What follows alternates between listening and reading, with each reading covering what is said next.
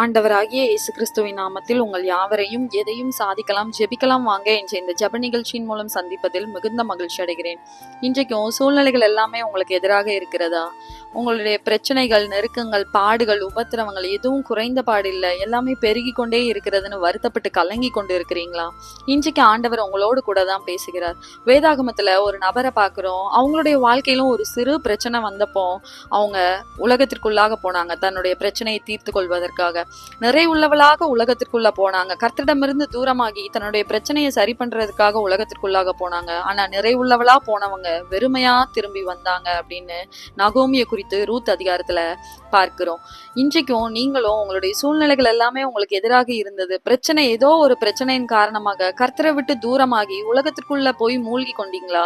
உலகத்துல போனா அந்த பிரச்சனை சரியாயிரும்னு உலகத்திற்குள்ளாக போய் எல்லாவற்றையும் இழந்து தவித்து கொண்டு இருக்கிறீங்களா? இன்றைக்கு உங்களை பார்த்துதான் ஆண்டவர் சொல்லுகிறார், கவலைப்படாதீங்க. நீங்க இன்றைக்கு வெறுமையாக இருக்கலாம். அன்றைக்கு நகோமியனோட வாழ்க்கையில அவங்க உலகத்திற்குள்ள போகும்போது நிறைவுள்ளவளா தான் போனாங்க. ஆனா கர்த்தரிடத்துல திரும்பி வரும்போது அவங்க வெறுமையா வந்தாங்க. ஆனா கர்த்தர் அவங்களை அப்படியே விட்டு விடல. கர்த்தர் அவங்களை வெட்கப்பட விடல.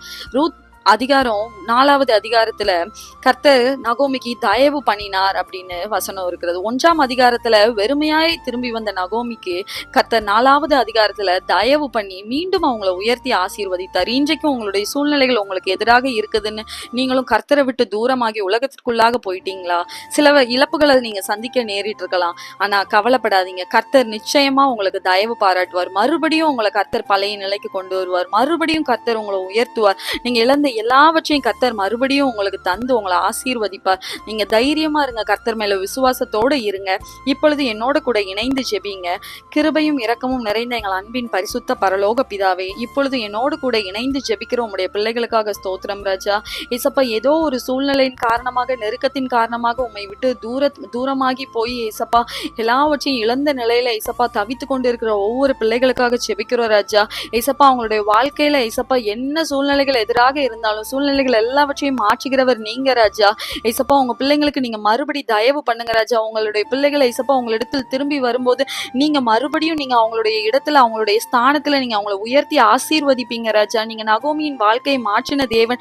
இன்றைக்கும் ஏசப்பா என்னோடு கூட இணைந்து ஜெபிக்கிற உங்களுடைய பிள்ளைகளோட வாழ்க்கையை மாற்றுங்க ராஜா. அவங்களுடைய சூழ்நிலைகளை மாற்றுங்க ஏசப்பா. அவங்களுடைய வெறுமை எல்லாம் ஏசப்பா நிரம்பி வழியத்தக்கதாக ஆசீர்வதிங்க ராஜா. ஏசப்பா, நீங்க அவங்களுடைய வாழ்க்கையில இடைப்படுங்க. நீங்க அவங்களை ஆசீர்வதிங்க. அவங்களுடைய வாழ்க்கையில இருக்கிற எல்லா பிரச்சனைகளையும் சரி பண்ணி ஏசப்பா நீங்க அவங்களுக்கு தயவு பாராட்டுங்க. நீங்க அவங்களுக்கு கிருபை பாராட்டுங்க. இயேசு கிறிஸ்துவின் மூலம் ஜெபிக்கிறோம் நல்ல பிதாவே, ஆமென். கவலைப்படாதீங்க, கர்த்தர் நிச்சயமாக வெறுமையா இருக்கிற உங்களுடைய வாழ்க்கையை நிறைவுள்ளவராய் மாற்றுவார்.